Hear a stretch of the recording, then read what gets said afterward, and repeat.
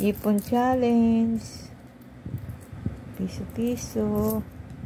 Hindi na alkansya ang gamit ko. Ayan, ganyan. Para mas madilis. Pag daw may isinuksok, may dudukutin. Sa akin, iniba ko na. Hindi na isinuksok. Isinilid. Pag may isinilid, may dudukutin. Yan. Diba? Ipon-ipon challenge. Para hindi nawawala ng pera. Ayan. Ang mga sukli-sukli, ilalagay lang dyan. Maglaan kayo para... Ay! Ano ba? Maglaan kayo para may dudukutin.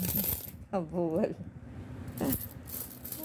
May ipon-ipon challenge. Nasa kama kasi kaya gumagalaw siya. Yan. Sandal natin. Isasandal ko siya. Yan. Malapit ng mapuno. Malapit ng mapuno. Yan. Ipon-ipon challenge. Ang piso, pag pinagsama-sama mo, pag dumami, may halaga na rin, di ba? Oh. Kesa naman sa binabaliwala ang piso. Pag walang piso, walang sandaan. Pag kulang ng piso, walang sandaan. O, diba? Yan. Yan na po siya. Ito ang piso. Ipon challenge. Ganyan tayo.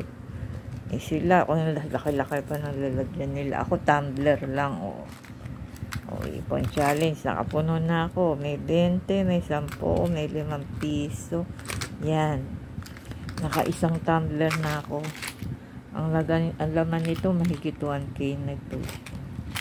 Ito, panibago. Pupunuin. 3 sana ito. Wala yung isa. Naglaho yung isa kong tumbler. Hindi ko alam kung saan namasyal. Wala na. Hindi ko na siya mahanap. Ganito ang ipunan ko. Kasi pag walang pamasahe, dudukot dito. Hindi na iisa-isahin sungkitin. Madali. Yan. Kahiwalay ang kahiwalay ang mga piso. Ayan. Ito, mamiso. Ang dami niya. Bigat to. Ayan. Yan ang aking ipon challenge. Gumawa na kayo para may challenge, diba? Yan. Hanggang ko na to. Hanggang pag New Year kasi, yung mga coins na to ginagamit ko. Yan. Yan. Ito naman yung ay, malayo. Ano na nga siya. Yung iba naman lalagyan ko ng pera. Ayun. Wallet na malagad. Ito. Ayan. Dito ko lalagay ang buo. Ayan. Para ipon-ipon challenge. At manifesto. Napakaraing nga. Lalaman dito. Actually, may laman to. Ayoko lang anuhin. Kasi baka malumpot. Ang nakalagay dito yung bawal malumpot. Yun. Bawal mabaloktot. Diba? Dito ang lagayan niya. Ipon-ipon challenge. Ganyan lang. Ipon-ipon. Nabala ng mamiso ko. Yan. Thank you for watching. Naisipan ko lang to. Para magkakagaya din kayo.